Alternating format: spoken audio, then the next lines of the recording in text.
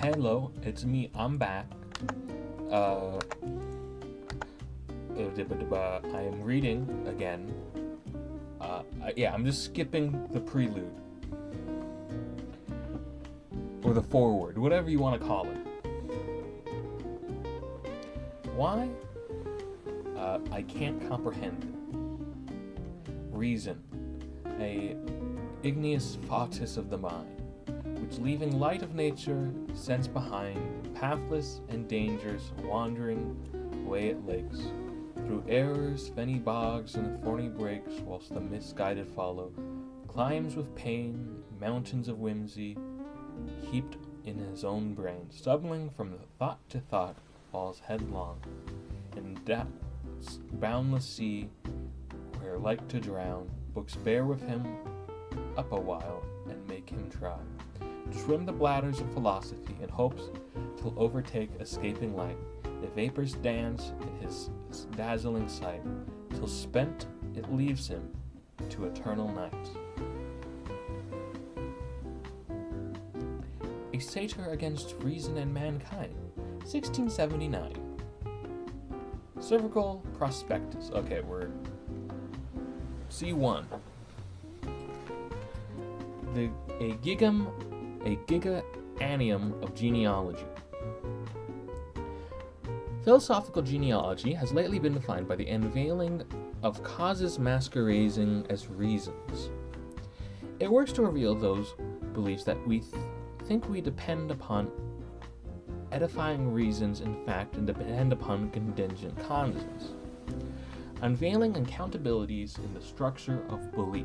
Thus, one may be able to hold a particular belief not on account of the deliberative ratiocination, but the results of some accident of background upbringing. As Robert Brandom recounts, for Freud, the later would be something to do with the audible trauma. For Marx, the first effective economic structures, and so forth. This characterizes classical genealogy, genealogy, as practiced by what Brandon calls the great unmaskers of the 19th century. Classical genealogy works to reveal local unaccountabilities within edifice of belief. In both Freud and Marx, suspicion bottoms out a privileged register, and the genealogical endeavor is constrained to specific vocabularies, i.e. psychology or economics. Okay. In both cases, it thus remains, in many respects, a rational enterprise. The critique of supposedly rational beliefs doesn't do away with rational belief as such. Despite critiquing reason in a classical genealogy, the practice of suspicion remains upholden to the better reason and to the rational.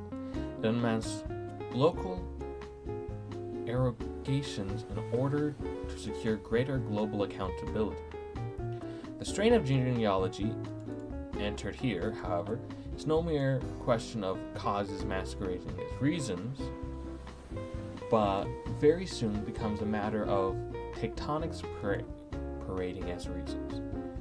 In this hypergenealogy, the liquidation of deliberations, reasons, and justifications is no longer constrained to specific vocabularies, but is generalizing across the entire edifice by definition.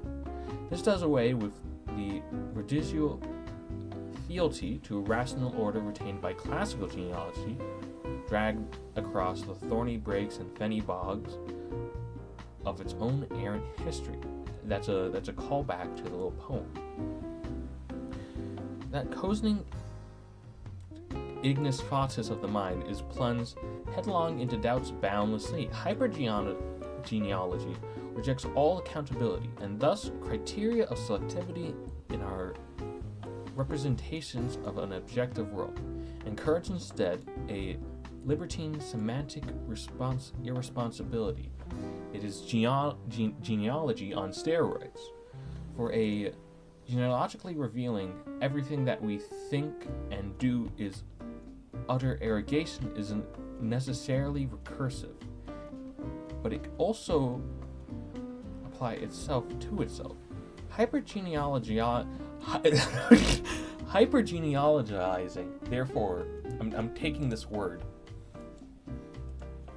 doesn't generate claims that are more just for its own life, and therefore it enjoins the generation of ever more proliferate, more exquisitely arrogated claims. There are no longer worse claims, nor only here boundless kicks into productivity. Doubt becomes orgiastic agnoseology. Selectivity is duly suspended. An arrogation careens towards force rather than fallacy.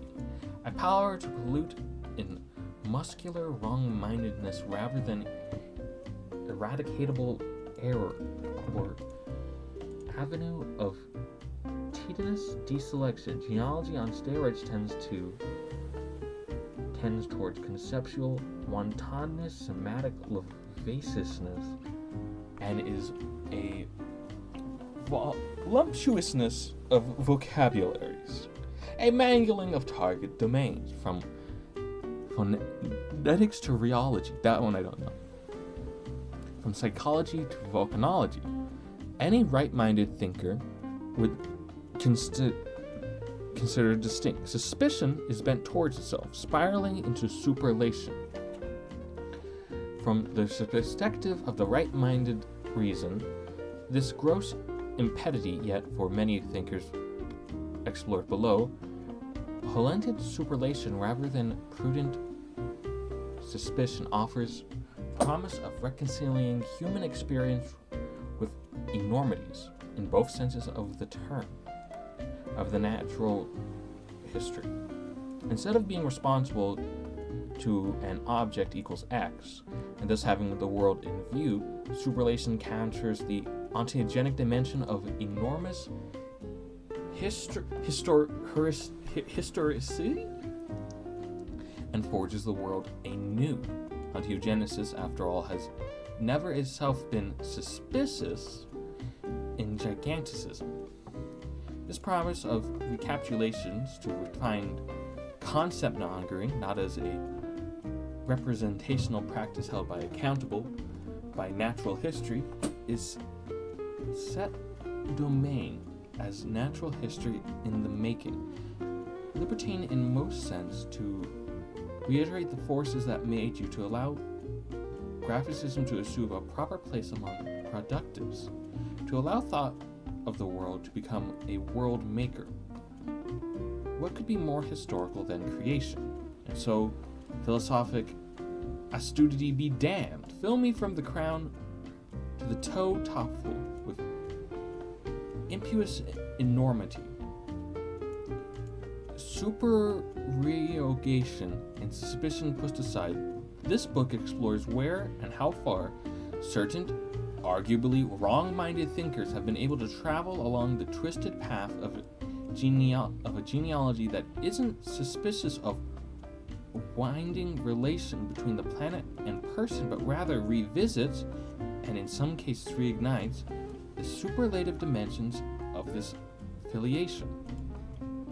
This twisted path, again and again, turns out to be precisely that line, from crown to toe, the vertical axis of the body and its bony ledgers, the spinal column. This is because, for the nature with a history, an anatomy is just a memory. We have had spines for as long as we had brains. It can be coincidence that so many thinkers have been drawn to a certain heady admixture of these notions, a theoretical superlation that largely has been christened spinal catastrophism. The chief contemporary exponents of this hypogenealogical heresy is the notorious Professor Daniel Charles Barker. Yet we all see, incorporating spinal catastrophe into his geocosmic theory of trauma, Barker drew upon a rich history. Before we explore this wealth of delirious superlations, however, it will play to establish the philosophy stakes in the question Barker and others drew upon. What exactly is involved in the relationship between person and planet? Okay, this is largely comprehensible. I'm gonna stop this section, and you can read in chapter 2.